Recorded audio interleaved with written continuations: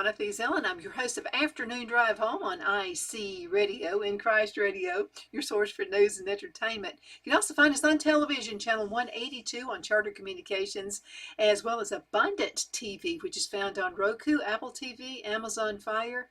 And guess what, Brian? We're also in Australia right now. Wow. Yeah, awesome. So that's pretty cool. That's great. Yeah. Rob Patz is the owner of Abundant TV, and he made the announcement a few weeks ago. And he said, it's going to happen in about a month. And I'm saying, so I've been in this type business for a really long time. And I thought, yeah, sure, it'll be a year before it happens. But it did. Wow. And so we're tied into their network, and we really do appreciate that opportunity as well. I have Brian Brown with me right now. And Brian is one of my favorite guests because I'm all into planting, agriculture, bees. Oh, by the way, the bees are done really well. Good. I haven't run them away. Well, that's great. That's great. That's always a good thing. Me. Yeah, that's always, especially to some of the beekeepers I've been talking to. Yeah. They've been giving these little do's and don'ts and stuff like that, Yeah. And so it's all worked out. But everything you have told me has worked out too. And I just wanted to show you a picture. Well, we got that up, the Alabama Cooperative Extension System. This was the best idea, using cinder blocks and using the what do you call those? The tubes? Those are spaghetti tubes. They're really for irrigation. So it just makes irrigation much easier. And when you plant on the cinder blocks and you just plant your strawberries through in the bags of mulch, it works out great when you do it like that. The most amazing. Yeah, you don't have to bend over and pick strawberries. You can just pick them right there. I'm into that. I'm into that, and less really weeding, because you know how busy we are around here. And, but so it was probably the biggest garden we've ever had. Great. But I couldn't believe the roots on the tomato plants. I'm talking the tomato plant up here, but the roots were just about like that. I mean, they were so big, and big old juicy tomatoes. They were the best. Made a lot of salsa. Good. That's awesome. Good to know. Yeah, but the winter time is coming, so we're in the fall. Yeah, that's right. It's there's a lot of things you can do, to clean up your garden and get ready for next spring. So that's really the biggest thing, is just cleaning up your garden and taking care of that. Especially, if you had any kind of disease or something, like let's say you had some tomatoes that had a fungal disease, because tomatoes and peach trees get everything out there. So if you They're sensitive. They are. So if you can clean that up, make sure you get all the dead leaves, anything that has fallen down on the ground, clean that all up if you can. And some people plant cover crops, so that's a good thing to do. If you want to increase the nitrogen, you can put out some clover or something like that, and that will produce nitrogen in the soil. And then in the spring, come in and till it up, and then let it decay, and then you have some natural source of nitrogen. That's cool. So this is the time to get the garden ready for spring. Is that right? Yes, you can do that now. It's a great time to do that, especially if you want to plant a cover crop. So, but you can also grow. There's a lot of crops you can grow now. Your collards and turnip greens and asparagus, and there's a lot of things right now that you can plant or that you can grow in the garden. And a lot of times people wait too long, so you really need to start thinking about that stuff at the end of summer. So August, really end of July into August, that's when you really need to start planning and getting your garden ready. Even because we have unpredictable weather here in Alabama. You can have 4 seasons in one day. We've experienced that a lot. Yes. Well, I know it feels like summer out there today, or at least late spring. And we've had the heat on this morning. I'm probably burning him up. No, but yeah, we can have a lot of varied weather, no matter what time of year it is. We can have, I remember one time we had a tornado in the morning, and it was 80 degrees that morning. The temperature dropped all night, and we had 8 inches of snow that night. So. That was in the spring, so you never know what you're going to get. So, but yeah, you can do a lot right now to help prep your garden. So that's one of the things you can do. So. What about dead leaves? Maybe you've got the grass clippings. Yes. You probably saw little puddles of that all over. Yeah. I actually just wrote an article for the newspapers in this area, and there's just talking about what you can do with your leaves. So the best thing to do, honestly, is just leave them, because there are nutrients within those leaves that if you just let them decay, they will go back into the soil and they'll help build your soil. Mm-hmm. So it's a really good thing to, leave the leaves. If you want to break them up, it's great if you have like a mulching lawnmower blade on your lawnmower. Mm-hmm. You can just run it across there. And I would recommend not waiting for all of them to fall. Mm-hmm. Do it, at least once a week. Uh-huh. Chop them up with a mulching blade, and then all those little particles of leaves will decay, and then that will be part of your soil. And that actually becomes organic matter, which is really important, especially if you have heavy clay soils. You can that will really break it up and help build that organic matter in your soil. So, we have heavy clay soils here in Alabama, especially in this area. So if you want to help that, plant something that will, or put something on there that's going to produce some organic matter. And you're recycling. Yeah, absolutely. Saving yourself some money on gardening and it's recycling. It provides some nutrients for your soil. Mm-hmm. So not only that, but you're also reducing landfill waste. Yeah. So that's another big thing. You're not having to bag all those things up, because when you take a bag of leaves to the recycler or whatever, guess what? They just throw them away. And so that's plastic. it's just filling up in the landfill. So, mulch them up, or even if you don't have a mulching blade, just run your lawnmower on the highest setting and just try to chop them up, at least once a week. That goes right down into that grass. That's some beautiful grass next year, too. Yeah, that's right. Is this a time to plant grass seed? No. Oh, well, let me take that back. Depends on what kind of grass. So there are grasses, there's winter grasses that you can plant. So rye is a very, very common one.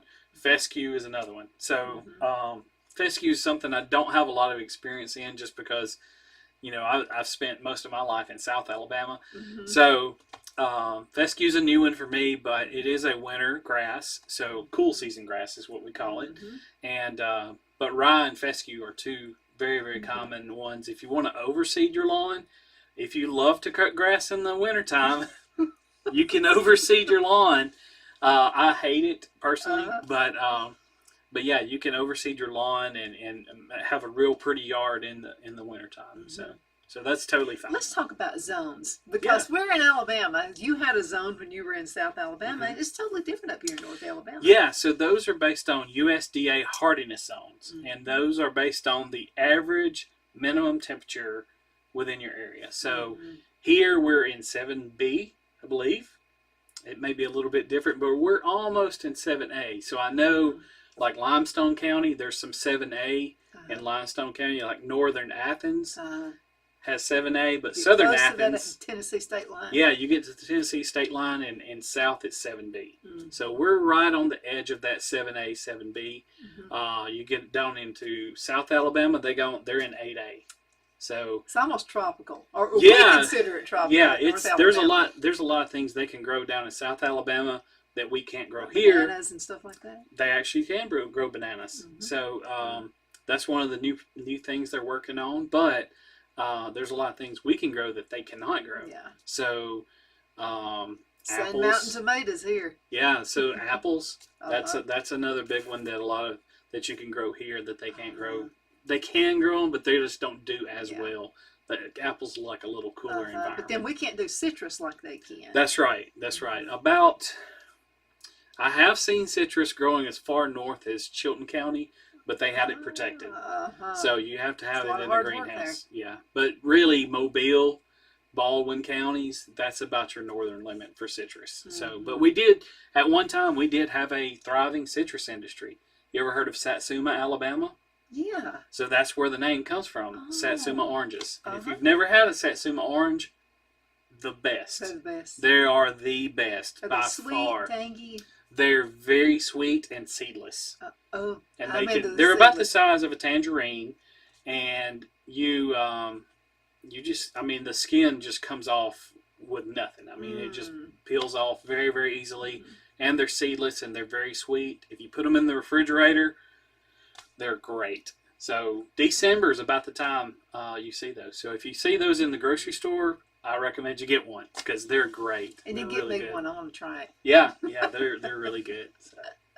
Yeah, boy, this time of the year. I'll have to tell you that I'm a little sad Hmm. because I really love the hot summertime. I know I'm weird, but I really like the hot summertime. It's just the time you get out and you get to see things grow. But I have a Hmm. greenhouse, so I Yeah. kind of get to see that through the winter too. Yeah, and greenhouses, they're for growing things, obviously, but they really extend your season. So you can have things longer in the fall, or you can start them early in the spring, and then you'll have a Mm-hmm. crop way faster than you would if you just Mm-hmm. went out and planted it in your yard or something. That's what I did. So. My dog Buddy is very loving to me, not to anybody else, but to me.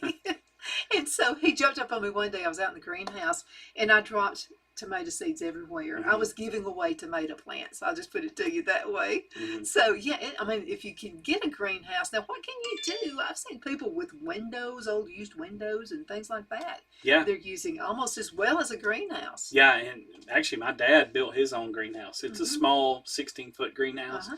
but he That's just plenty big enough, though. yeah, and as little as he does, that's perfect for him. Mm-hmm. And he just took some the little square hog wire, I guess you would call Uh-huh. it, and bent it over and put plastic on it.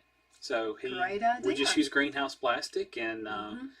he's got him a little machine that shakes his and sorts his soil, and Uh-huh. he's growing tomatoes right now. Yeah, he's So, in it. yep. So the only thing about growing Uh-huh. tomatoes this time of year, though, Mm-hmm. the days get shorter. Yeah. So when the days get shorter, they don't have that day length that will ripen them. So you may, once they start producing, they're really going to start producing around this time, Mm-hmm. but you probably won't get any harvest until probably January, February. Oh, okay. So they just take that much longer because the Uh-huh. day length gets way shorter.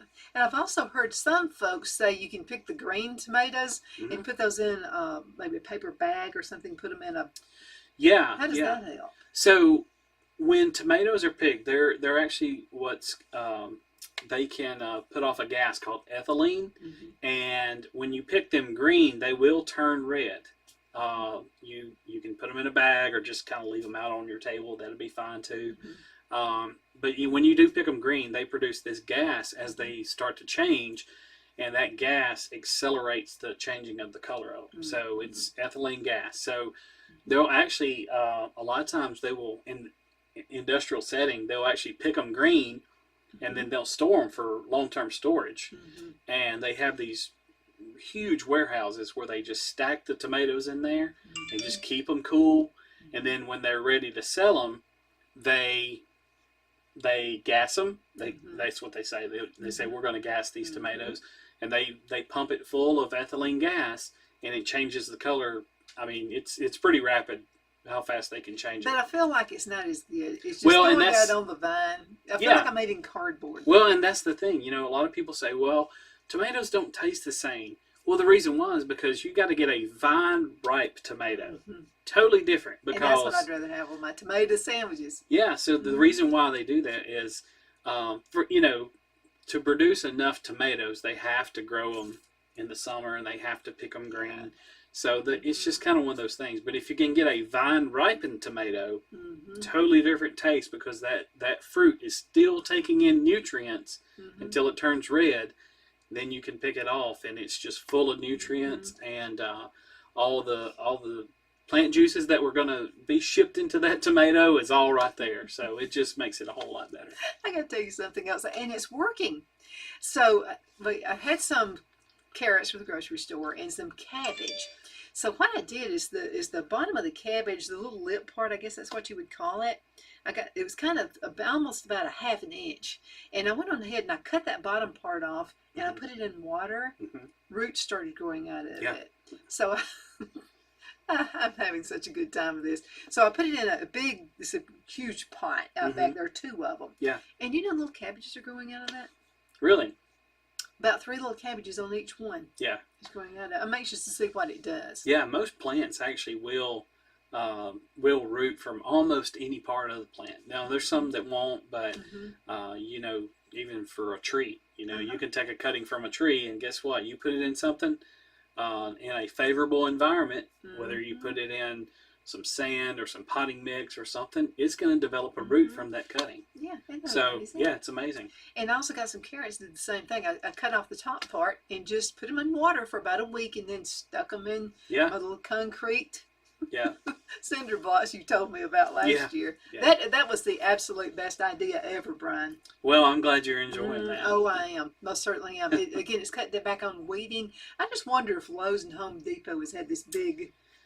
They've been selling a lot of blocks lately. I don't A lot know. of our listeners have told me they tried it too. Oh, really? That's great. Uh-huh. Awesome. Well, I'm glad to help. I'm glad that idea has gotten out there and people are using that. So. Now, is this the time? Let's get back into trees again. So Yeah. I have poor Brian going back and forth. That's fine. So, like for pruning, or you don't prune until I would hold off on pruning right now. What about rooting?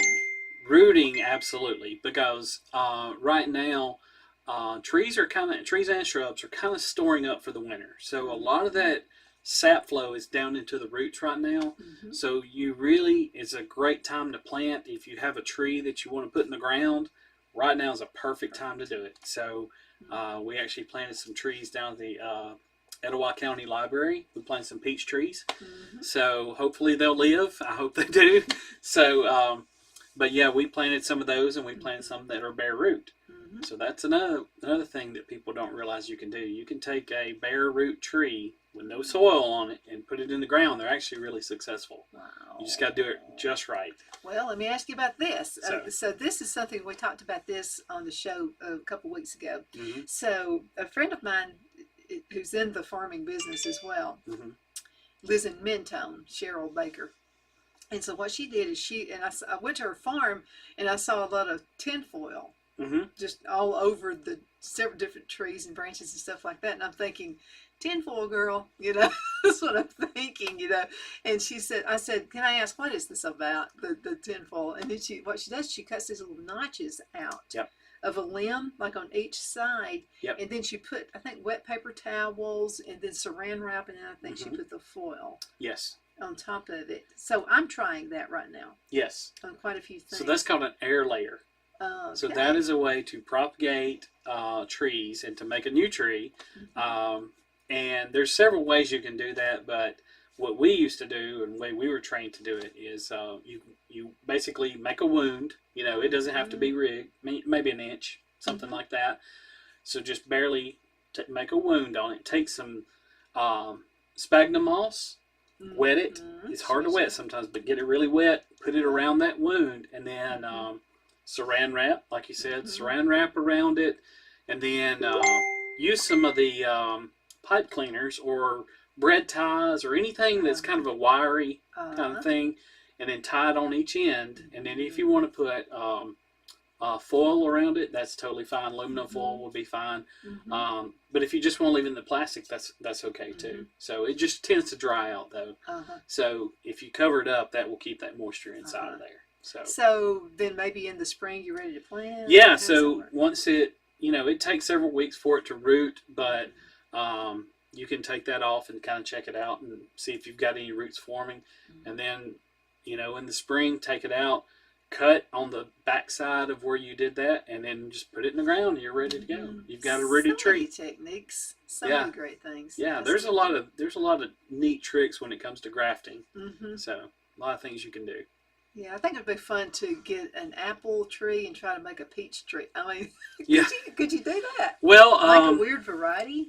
Some things you can. You can't cross genera, which is the genus. So like apples are actually in the rose family, so you can't cross over from a peach to a rose. So, but you can take an almond tree and graft it onto a peach tree, or a cherry onto a peach, because they're the same. They're a prunus. They're the genus prunus. So you can put those on the same tree. Well, what kind of a weird something would you get out of that? Well, one branch would be peaches, and one branch would be almonds, and one would be cherries, and so any of the prunus species can be grafted onto each other. So apples and pears can be done. I don't know if I've seen that done, but it can be done. So But it's interesting the things you can do with grafting. And Apples and pears are kind of cousins, aren't they? yeah, Really? yeah, you can consider it like cousins, I guess you should say. Cornbread English. Yeah. So, but yeah, that it's there's a lot of tricks to pruning, and I mean to grafting, and there's different methods. You got your whip graft, you got a cleft graft. I mean, it just goes on and on and on. Almost like knots, just all different kinds of knots. And I'm definitely no expert in propagation, but I've done it before. I'm just not skilled in it. So I bet he is. So let's talk. What are some things you should not be doing right now? Pruning. Pruning is a for most things you don't want to prune right now. The reason why is especially here in Alabama. If you prune right now and you have a day like we have today where it's really warm, it's what, almost 80 degrees today.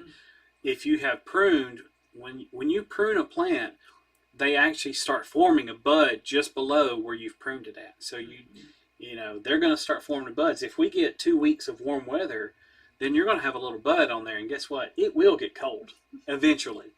4 seasons, remember? Yeah, in one day. we will get cold. Now in Alabama, we get cold, but we don't stay cold. It'll stay cool, but we don't. When I say cold, I mean like below freezing.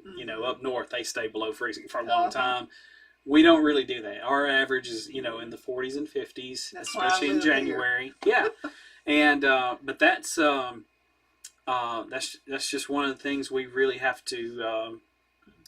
I guess we can use to our advantage, So, but yeah, they will. If we get a hard freeze and you've got a little tiny tender bud on there, you basically killed that bud. So, don't hold off on that.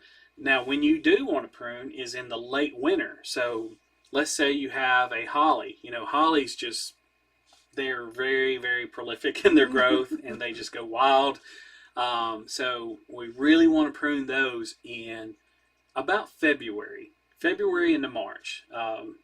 Most of the time February is when we try to say that's when you want to prune most things. There's some things you want to wait a little while, like muscadines, for example. I know you had a muscadine vine. You want to wait just as long as you can without getting that new growth. So even if it sprouts just a little bit, you can still prune it. So wait as long as you can on muscadines, but for trees and shrubs and things, go ahead and prune those in the late winter. So don't do it right now, but wait till the late winter. Well, that's what we did. I'll have to tell you, an overabundance of apples, peaches, and pears. Yeah, yeah. And you do have to prune to encourage that growth. There's a lot of lessons in that, but you do have to prune to create new growth. So having those out there and training things right is a way to go for all your fruit trees. I tried not to flood him with too many pictures, but I had to send you the pictures with the peaches. I mean, it was like clusters of grapes. I mean, there were so many of them, and you said, "No, you need to thin that out," and I'm like, Yeah. They're supposed to stay in there. He's got to be wrong about that. But No. you were right. You were absolutely right. We wound up having the biggest, most beautiful peaches. Yeah, you've definitely got to thin it. If you don't thin, you're going to end up with peaches that are this big, and hundreds of them, rather than quality peaches. Just a couple of days too, Brian. After you said thin them out, because they were small, and so when we started thinning them out, almost overnight, they started just growing like crazy. Yeah. Well, and the reason why they do that is because if you have let's say 500 peaches on there, all those resources, the nutrients that come up through there, the sap that gets into the peach, all that's going into 500. Well, if you reduce that to, let's say, 100, then you have that much more, the same amount of liquids going into those peaches. So that's why you get a much bigger peach. Well, Phyllis really enjoyed those peach cobblers. So that's been really good. Yeah, and this is the first year we've had this much fruit, and those trees are just about 5 years old. Yeah, yeah. Well, it's hitting its peak right now, so you'll have good fruit for a long time. Hopefully. Oh, that's really good. Now, pecan trees. Yeah. I'm not having a whole lot of luck with them. Most people don't. Have you fertilized? Okay, so I'm not sure if I've done it too much, not enough. Most people, I would say, under fertilize, if at all. A lot of calls about pecan trees. I probably get more calls about pecans than any other thing. And the only thing you really can do is one, you got to buy. There's actually a disease called scab, pecan scab. It's very, very bad here in the South. So if you've got an old pecan tree, very old variety, it's been in your yard for 75 years, it's probably going to have scab. It just ruins the nut on there. It's just not very good. You can spray for scab, but the homeowner usually can't, because you've got to get all the way up into the top of that canopy to spray a fungicide to get rid of that. So it's very impractical for homeowners. So number one, if you're going to plant a pecan tree, make sure you choose a pecan that is resistant to scab. Very important. That's number one thing. Number two thing, plant your tree correctly. If you have questions, you're more than welcome to contact me, and I can teach you how to plant correctly. Just about every tree that I have seen in the landscape has been planted incorrectly. How deep? It depends. You don't want to go any deeper than the root flare. So, and that's for every tree you could possibly plant. So, a root flare, when you're a kid and you're drawing a tree, how do you draw a tree? You draw it like this, right? Every kid is, from kindergarten to the time they can pick up a pencil or a crayon, they draw a tree like this, and it flares out. That's called the root flare, and that's very, very important, because if you go deeper than that root flare, you'll basically starve your tree. Oh. So it's very important to plant that right even with the soil. So the bottom of that root flare should be even with the soil. If you do that and you make sure there's no roots growing over each other, which will cause girdling roots or circling roots, break those roots up, take a knife and cut them. It's not going to hurt. It may hurt your feelings, but it's not going to hurt the tree. He must have been hanging around watching me. So cut those roots up when you pull it out of the pot, and make sure they're not circling, and I guarantee you it'll work. Yeah. So planting a tree properly is essential. But, and that goes for any tree, but for pecans, plant it correctly. Choose one that's resistant to scab. And you can, for Alabama people, you can look up just Google Alabama Pecan Growers Association, and they have a list of all the scab resistant varieties out there. Okay. So that's number two. Number three is fertilize. You have to fertilize, and you have to, depending on how old the tree is, you want to use 1 pound per year of age. So if a tree is 15 years old, you want to use 15 pounds of a triple 13, for example. So these are about 5 years old. Okay, so you would want to use at least 5 pounds of triple 13 in April. In April. And then you want to use 1/10 of a pound of zinc sulfate per year of age. So what's 1/10 times 5? I can't do math. I'll figure it out. So 0.2 pounds. Now I'll get him to do it, and I'll get him to send me a text. So 0.2 pounds I think that's right. So 0.2 pounds of zinc sulfate. Okay. So that's in April. And then in June, put on 5 more pounds of 3400, which is ammonium nitrate. Okay. So if you do that and you fertilize every year, you're probably going to have pecans. Oh, I hope so, because we love pecan pies too. Yeah. I'll make you a pecan pie when that happens. Yeah. So that's... Now, when you fertilize, should it be like right up at the tree? No, absolutely not. You want to fertilize all the way to the drip line. So if you have the canopy of the tree, where the edge of that canopy of the tree is, that's what we call the drip line. Okay. And you want to fertilize at least to that area, and probably a little bit further out, because the roots are kind of seeking out that. So if there's that's where I've been messing up. Yeah. So if there's fertilizer out there, they're wanting to grow out there, and so that will that's establish a great the analogy. roots. Yeah. Okay, that makes a whole lot of sense. Yeah. Been putting it too close to the trunk. Yeah, you've got to spread it out. So that's where the roots are. Most trees' roots are actually in the top 6 to 8 inches. So within 6 to 8 inches of soil, the mass of the roots are about that deep. Okay. So you see all these pictures of like a drawing of a tree. It looks like an iceberg. That's not true for most trees. I would say the vast majority of trees are growing within this amount of soil. Oh, okay. So there are some tap-rooted varieties, but Mm-hmm. the feeder roots, the important roots, grow in that top 6 to 8 inches. Mm-hmm. That's important, especially if you park your car under your tree. If you're doing that, stop. Don't. Not with If the weather you're- we have here. My neighbor, actually, I went to his house to help him cut some trees down, and he said, "Hey, what's wrong with my tree in my backyard?" Mm-hmm. And his old Lincoln was standing right under that. I'm like, "How long have you been parking there?" He goes, "Well, maybe this year I've just started parking there." And I'm like, there you go. That's what's wrong. And it was funny because you look at where the car was parked at, right above in that tree canopy. That's where all the dead limbs were at, on that side where he had been parking. Oh, wow. And he had compressed those roots and killed that tree. So it's that very makes sense. Yeah. It really does. One more question. We've got to go into a commercial break. Should there be a mama tree and a papa tree, or can you just plant one tree? For pecans or for anything? You have to get the right variety of pecan. So there are types that will pollinate each other, and so you have to get the timing right. So you have to get the right variety that's going to open its pollen at the same time that the other tree is receptive. So yeah, you do need a pollinator, but there's a lot of pecans here in Alabama. They're pollinated by wind.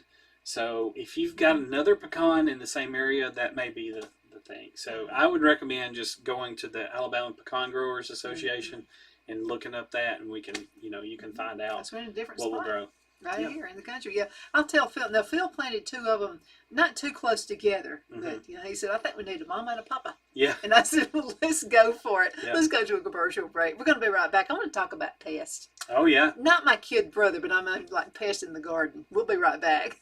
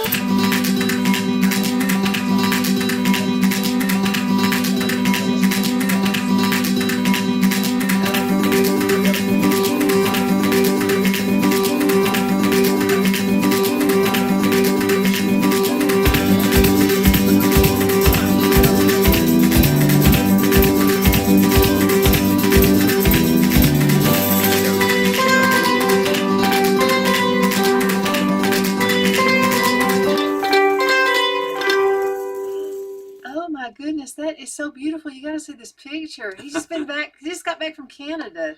I saw that and I thought, no, it's a screenshot. He got that, but I did a green screen. Yeah, it's a beautiful place. We went to Banff, the national park in Alberta, and the water. There's a big lake and Lake Moraine, and it is the color is indescribable. I mean, it is just this turquoise blue. It looks really lots of fish like this there. Picture here. It looks fake. It does. And that's unedited. That's the color. So it's outstanding. So I guess we could show it up there. Let's let everybody see it. Yeah. This is a beautiful, beautiful picture right there. Yeah. Look, I don't know if you can see it right there. That does look fake. It really is so beautiful that it looks fake. Yeah. The watercolor reminds me, Phil and I went to Mexico, and of course no beautiful mountains and everything in the background, but that water was that color. It looked, and everybody said, you've done something in those pictures. And I went, no, I haven't. They look like that. And we went canoeing out there, and you stick your paddle in the water, and you could see, I mean, it's crystal clear. So it was just incredible. It's easy to fish out there. Yeah, you can't fish though. They won't let you fish. Oh, So, yeah. Well, but that knocks it out for me. but yeah, I highly recommend. It's one of the most beautiful places I've ever been. What was the So weather like? Was it too cold? perfect for me. Well, But it was I'd be freezing to death and have to it wear was cold. It was cool. I'll say that. Uh-huh. It was. We woke up and it was right at freezing, Mm-hmm. and which is I love that kind of weather.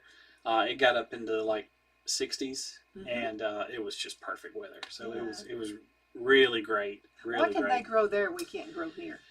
A lot of things, but it's funny. We went to Calgary afterwards, and we drove south from Calgary, Mm-hmm. and for hundreds of miles, as far as you can see in both directions, we were driving south, going towards the border, hay fields. Mm-hmm. They grow. I've never seen so much hay in my life. Really? I mean, hundreds of thousands You of think acres. the weather wouldn't allow it? Yeah, they grow a lot of stuff up there. Uh-huh. Yeah, and there's a lot of places that grow things that you wouldn't think about, like they grow peaches in Michigan. Yeah, I know there's some really good Yeah, peaches there. yeah. So it's just interesting how they just find what grows there best, and blueberries and if you go over one province in Canada, in South I forgot the name of the town there. But right there in British Columbia, they grow blueberries, lots and lots of blueberries. Wow. So yeah, I mean it's really amazing to see what You gotta people grow grow. your own stuff, because groceries are getting so expensive Yes. right now, and we kind of like to eat. So Yeah. so I'm really glad we had the garden this year. Yeah, absolutely, Mm-hmm. absolutely. So, but yeah, it was a fun trip. I highly recommend. Brian People Brown go. is with me right now, and this is the guy I go to about all my planting stuff. I probably worry him to death. I try not to, but I'm pretty sure I do. But this is so much information you've given us and all of our listeners, and we got the best listeners ever. Yeah. They are the best. Okay, I want to talk pest. Yeah, Because so I'm smelling a rat somewhere, and we live in the country, and we lived in Charlotte, North Carolina, not downtown, but we lived in the suburbs. mhm. And there's two things that I love living here, but there are two things I really liked. I didn't have to dust as much when I was living there. Mm-hmm. I mean, you could get by with dusting once a week, and probably even longer than that. And we didn't have the pests that we have here, like we have on the farm, but I'm bringing them in with chickens, I'm sure. Yeah. If you're going to have any kind of farm animal, you're probably going to have, especially but I gotta have mice and things like, right now, a lot of the mice and a lot of insects too are looking for somewhere warm to get. So, in a few weeks, when it actually does turn cold, you're probably going to see a lot more insects moving into your home.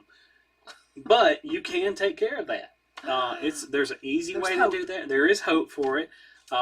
If you have mice, you can use mice bait. You can use traps, but traps usually don't get everything. Yeah. But if you use those bait, I used some in my house before. They're basically little pouches that have warfarin, and actually it's a blood clotter, and that clots their blood, and they just die. So, and you don't have that smell? I don't think I haven't smelled them in my house, so I think it does. I think it gets rid of that smell. And so it dries them up. It dries them basically, up. Because I know he's being kind. I can smell a rat somewhere where it is, and I'll have to start tearing down the ceiling or something. Well, I think it's up in the ceiling. But and we also, if you have ladybugs coming in your house, I know that's a huge problem for a lot of people, especially here in Alabama. Now, we did a couple years ago. I don't know where they came from. It's just like they were everywhere. Yeah, so they're seeking out somewhere warm. Stink bugs also, we get stink bugs in the house. But the thing you need to do if you want to control ladybugs, actually are called Asian lady beetles. They're actually Asian lady beetles.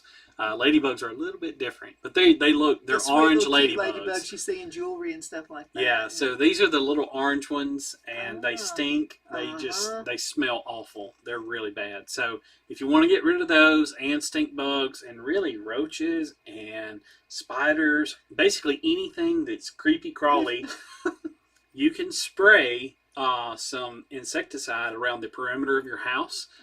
Spray all around your windows, all around your doors, any opening you have in your house, like over the eaves. So like I have a brick house where the eave of the house comes down and meets with the brick. Spray there.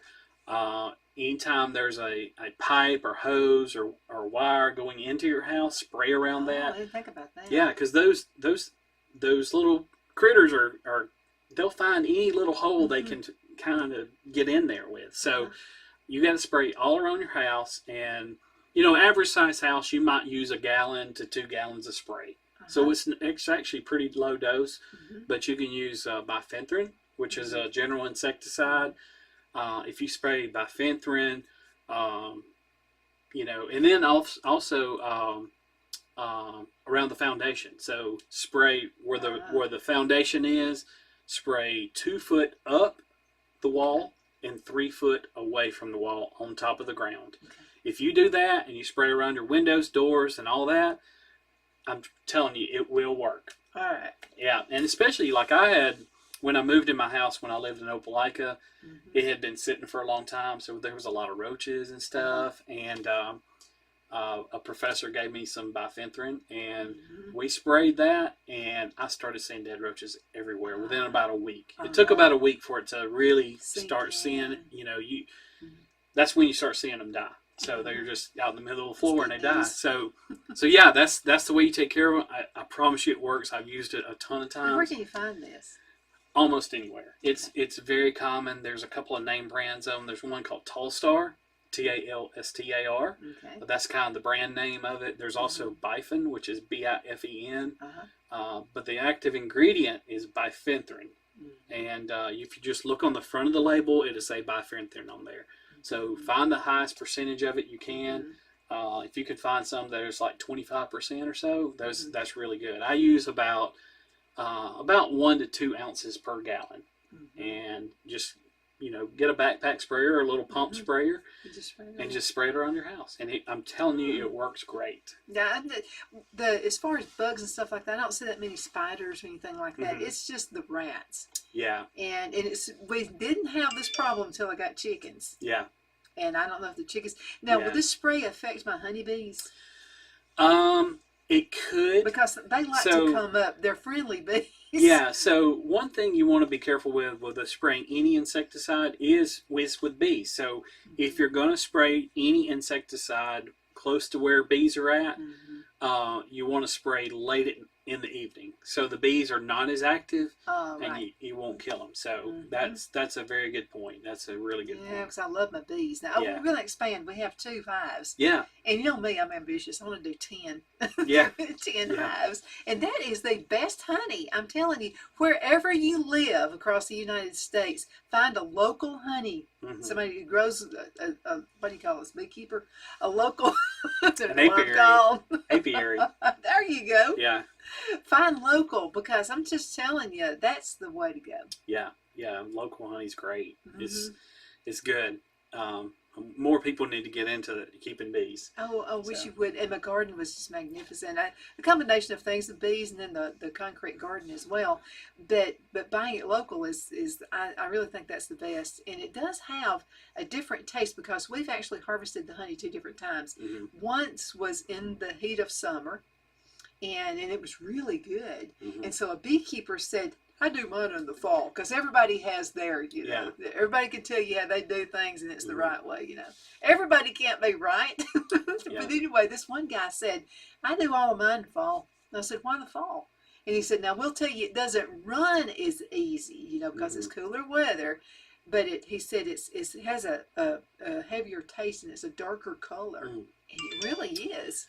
I would say, now I'm no bee expert, but I would say that's probably because the bees are harvesting their nectar from different plants than they are in the summertime. That would be my theory. So it could be. Yeah. And in the peach tree that thanks to him, we had a lot of peaches. I noticed one day, we thought we were losing the bees. They gathered up, and I said, Phil, we're about to lose the bees. They're going somewhere else. But they congregated on one of the limbs of the peach tree and stayed there, and then went back to the hive. Yeah, they're really interesting creatures if you study their habits, and each one of them has a role, and they all have a very specific thing they do. They're so organized. Yeah, they're very organized. They got little dances they do, I and know. Yeah, it's amazing how they communicate, and just I don't know, it's just and fascinating. they know people who are afraid of them and people who are not. I mean, and I need to wear my suit every time I'm out there, but I don't. I don't want to put it on, so I'll just go out there and fill out both without a suit on, but we're not afraid of them. Yeah.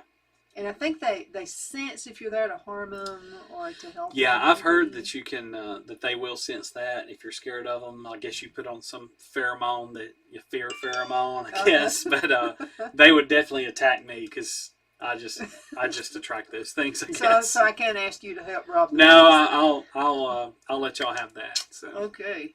But yeah, you could run a business just watching how they do things. Yeah. You really could. Yeah. Yeah. So, but yeah, going back to insects, make sure, you read the label on anything you spray. Make sure you wear proper PPE, gloves, especially goggles, something to cover your eyes up, because it's a very safe herbicide, but you don't want to get that stuff. Right. You don't want to get anything in your eye, even if it's just soap. And then I have asthma, so I would probably have to wear a mask. Yeah, it's good to wear those too. So, it's just follow the label. It tells you exactly what you can do and how you need to spray it. So, but yeah, I would highly recommend people do that. If they got anything crawling that's getting in their house, it will take care of all that. So, yeah. Go ahead. Sorry. I love animals, but not bugs. Okay. Yeah. So, but yeah, another thing that you can do this winter is lawn burrweed. You ever heard of lawn burrweed? Let's talk about that. Stickers in your your don't yard. Go barefoot. Okay. Yes, stickers in your yard. So if you really want to get rid of those, you're almost really past time to control that. But there is something you can still do. So they are a winter annual weed, and most people call them stickers. They just stick in the bottom of your feet. And we've got just a few of them out at the back. Yeah, and they can take over really quickly. So if you do have them, first thing you do is if you want to hit them the end of September with some pre-emergent herbicide, that's the best way to control it. Just hit it with some pre-emergent herbicide. There's several brands out there. If you miss that opportunity, December into January, hit it with a broadleaf herbicide, something like a 2,4-D or Trimec, and that will knock it out. If you wait till spring, it's too late. It's too late. Yeah, I couldn't run barefoot out there to go to the bees. Yeah, that was impossible. Yeah, we have a lot of calls in the summertime. They say, well, my grandkids, my dogs, I'm running out there and I can't get these things out of my feet. And what do? I'm like, well, you'll have to wait till next year.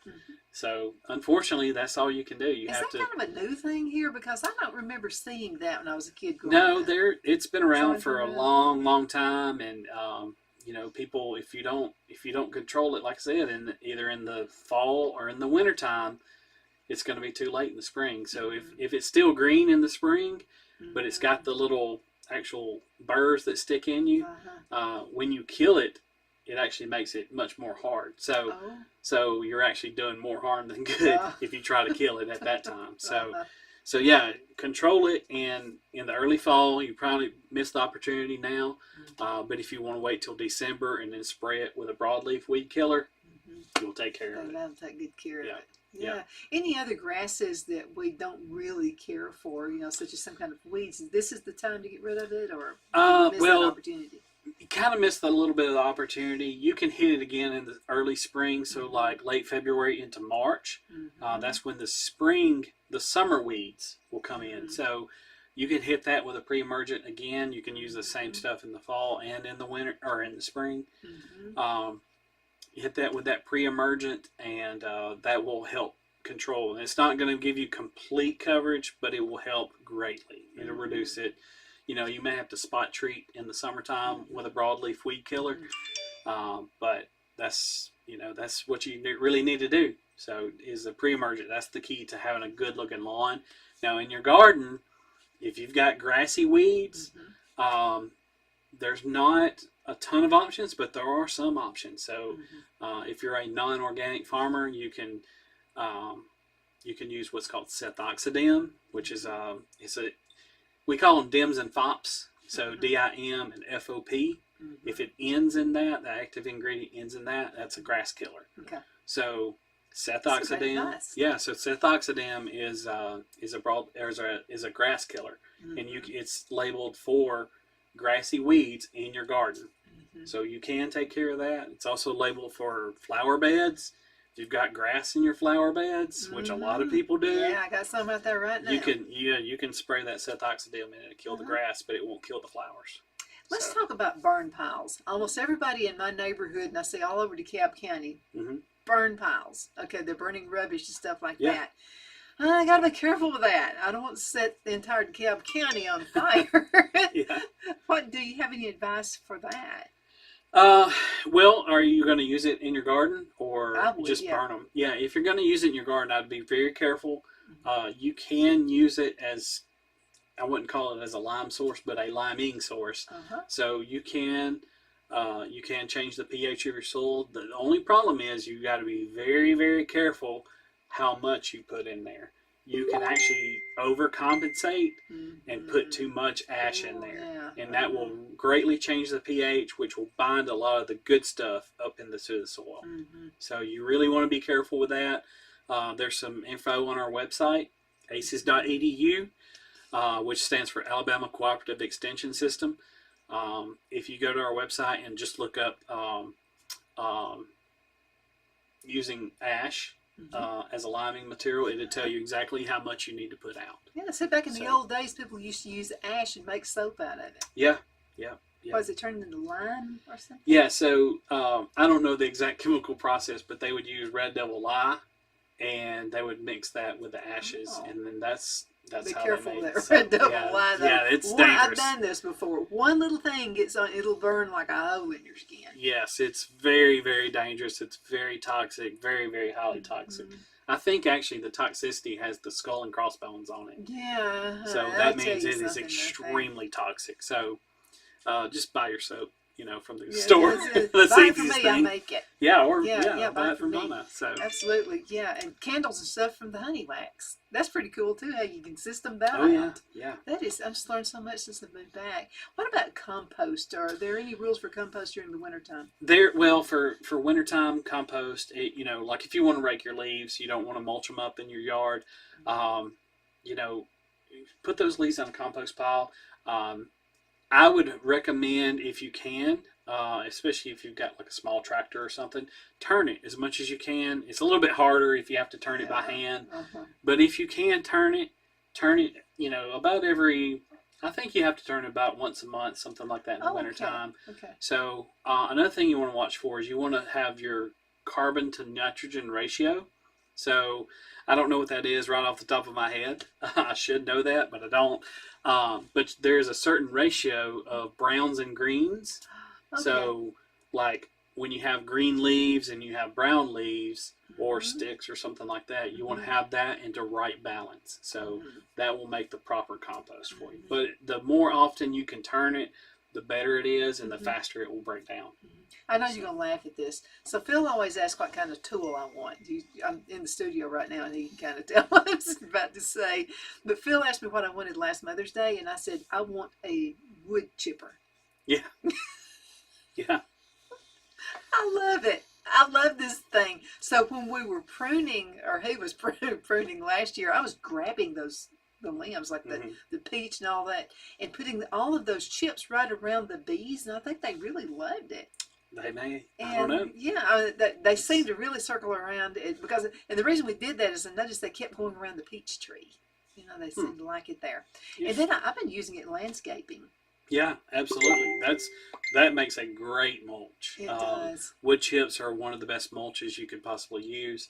A lot of the pine bark and things like that is hydrophobic, which means it doesn't like water. So it's really hard to get wet. Oh, okay. So a lot of times if you mulch with that, which is a good mulch, but a lot of times it will dry out much, much faster. Oh, so if you can use wood chips will hold water in much better. So it's a good thing to have a chipper for Mother's Day or whatever it was that you had. Most women ask for diamonds. I asked for a wood chipper. Yeah, but it's perfect for mulch. Oh, it is. I was going, we got 38 acres of land here, so I was just going out all over the place finding dead limbs and stuff and putting them through it. And I'm thinking of the money we saved by getting that thing because I have spent a lot of money in the past. at home improvement stores buying wood chips and stuff. Yeah, Didn't have to do it absolutely. this year. Yeah, that's great. And like I said, it makes a perfect mulch. So Mm-hmm. I highly recommend you do that. Mm-hmm. So Absolutely. We have a little bit over 4 minutes left in this segment. Let's talk about master gardeners. I want to be a yeah. master gardener so Well, bad. I got COVID and I didn't get to go last year. well, you know, it's in DeKalb County this time. Mm-hmm. So we will start. Actually, registration started today. Oh, perfect timing. So yeah, registration started today, and you can, if you want to, if you're interested in taking the Master Gardener class, you can contact me, and or go to aces.edu. I'm contacting him now. Yeah, and you can go to aces.edu and just do a search for Master Gardener, and it'll have the registration form in there. We are doing it in DeKalb County this time, so we will be in Fort Payne. We don't know exactly where the venue is. Probably going to be either at the office, at the extension office, or in the library, somewhere like that. Yeah. So, but yeah, we're excited about that, and registration did start today. You know, I think it's a 12-week course, and we go over a lot of different subjects from. I'm actually teaching this week, so we're doing landscape design. That's kind of my forte. Yeah. So, but yeah, we have a lot of fun. We did irrigation in our lab last week, and they really had a good time putting that pipe together. Some of those, especially those ladies who had never put any pipe together before, I had them down there gluing pipe, and they just had the best time. So, and then I taught them how to program the controller, and you know, we do hands-on stuff too. So, but you know, we do want people to come and be part of that. I really need as many people as I can. So if anybody's out there want to do, come and take it. We'd love to have you. And we also have one. If you know, there's a lot of people who actually can't take the class, but they still want to learn. Yeah. So we do have an option for that now. It's new. It's called Garden U, and all the lessons are the exact same as what you would in the Master Gardener, but you don't have that volunteer component. So we do want Master Gardeners because it is a volunteer organization. So if you want to get out and serve your community, there's a lot of different projects they got. A lot of things that's happening. We'd love to have you and love to have you serve your community. And then learn about plants. That's what we do. We teach you, and we also ask that once you become a Master Gardener, we will ask you to teach other people. So that's another thing we want people to do once they become a Master Gardener is to share their knowledge and their skills and really their passion to teach other people about plants. That's what it's all about, you know. Yeah. Especially in this season we're in right now, where grocery prices are so incredibly high. Yep. I want to help people. Yeah, and it's a great way to do that. You'll learn a whole lot. We don't get into the really deep science of it, but there is some sciencey type things in there. So we teach you what we know, and there's some great teachers. I'm not one of them, but he would be awesome. But we do have, basically the people who teach are the people who have that specialty. So like I have done landscape design, and I really like design and plant, like landscape plants. So that's kind of what I teach. And like one of our coworkers, Danny Carroll, she does vegetable gardening.